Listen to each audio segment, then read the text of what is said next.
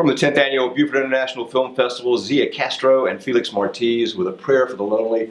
Beautiful little film, really affected the audience, but it was a subject matter that a lot of people aren't really familiar with. Tell me a little bit about it, Felix. The subject matter, it has to do with, we follow a woman who leads prayer in the community called Novenarios.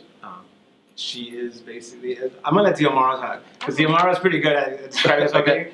Okay, well, she's a prayer woman. I guess that's the best word in English for what she does. And so she's chosen by the community to lead prayers for people that have passed. And in Catholic tradition and in certain Latin American countries, there is an extended 7 to 9 day period. For some countries, only do 3. And the woman who comes in as prayers for people is considered really important, and it's a tradition that's passed down from generation to generation. And the film kind of covers what happens, you know, when people kind of cross over into the U.S. and what happens to traditions in that case.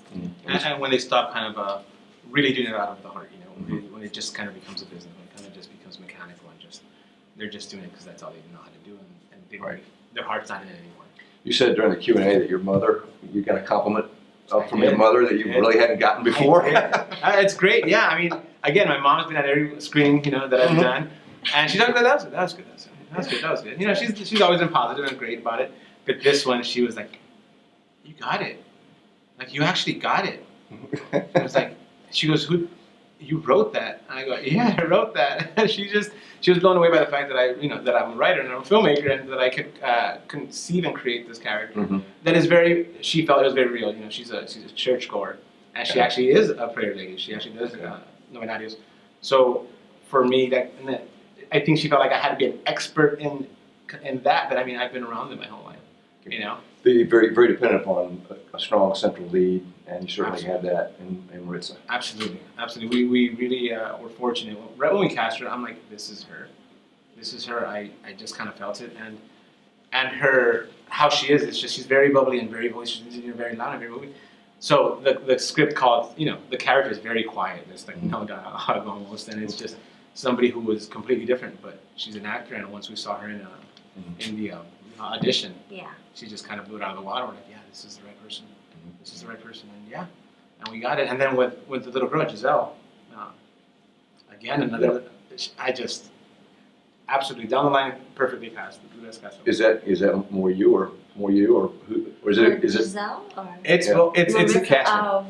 Well, we come together, we make consensus, and we knew that Maritza would be the right one to kind of fit in and have chemistry with Giselle, and also with, you know, Felix and on set and off set. So she's definitely really great at taking direction and just kind of playing it however it needs to be played. She's strong. She's a strong to cast though. She's really good at it for 2 reasons. One of them is she has a really sharp eye for it. The last film, or 2 films ago, we did 400 Miles.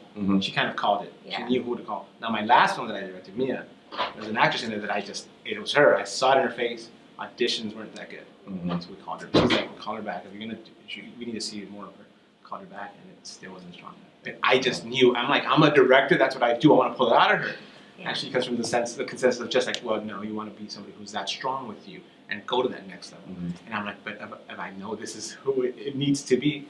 So she called. She said, do a 3rd one. If you really wanted that bad, do a 3rd one. So I called her back. We did the audition, and it was yay close to what I knew that she needed to see. So then I called, just straight out, said, hey, listen, I need to convince you more that this is a part for you. And I'm convinced because I know what's in you, but I need to see that. So she did it, and there you go. So, and Santiago won. You won Best Director. Santiago won Best Picture a few years ago.